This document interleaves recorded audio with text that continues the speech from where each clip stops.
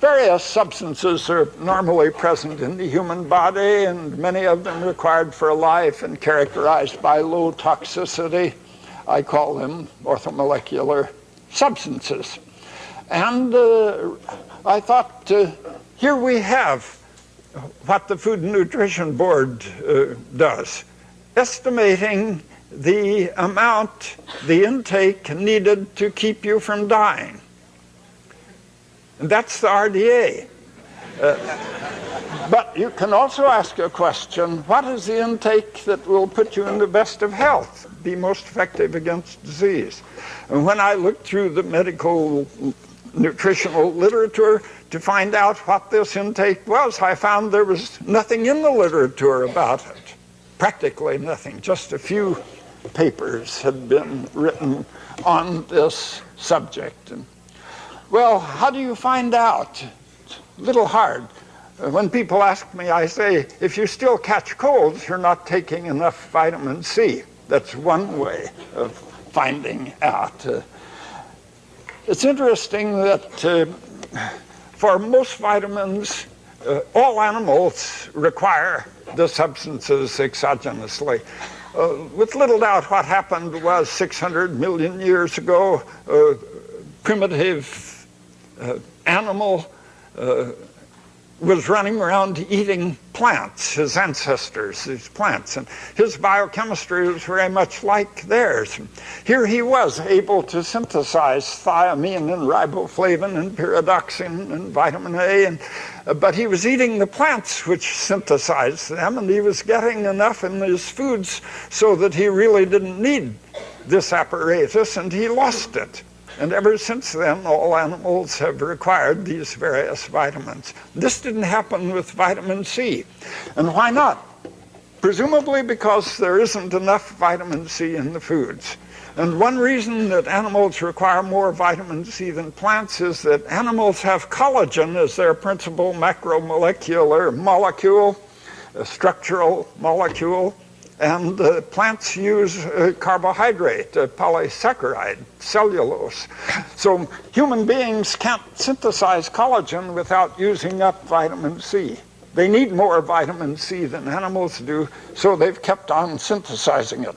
Unfortunately, the common ancestor of all of the primates some 25 million years ago was living in a tropical valley where the food was so high in vitamin C that when a mutant came along who had lost the ability to make the enzyme that would produce the vitamin C, he had an advantage over the wild type, and the wild type died out, and since then all of the primates have had to get vitamin C exogenously.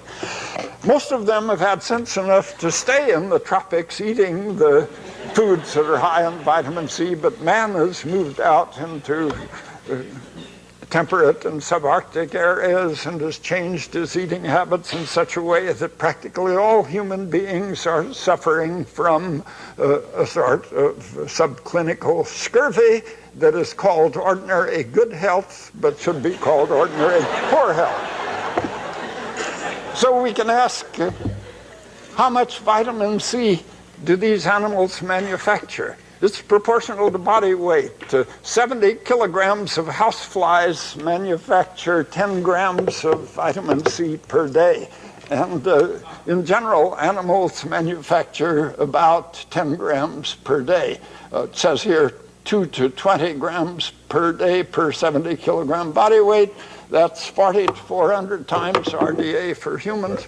I might as well mention now that I take 300 times RDA, 18 grams of vitamin C per day, and 80 times RDA of vitamin E, and 25 times RDA of the B vitamins.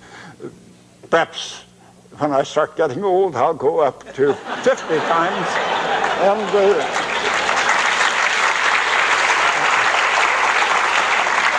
10 times RDA of vitamin A.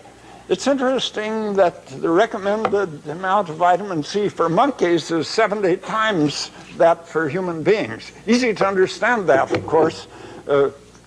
Monkeys are expensive, probably $1,000 each, I don't know, maybe $2,000 each, but worse still, If you've been spending the last year implanting electrodes in their brains and writing down things in the research book and then come in and the monkeys have died, that's a real tragedy. You can't publish a paper, you probably won't get tenure.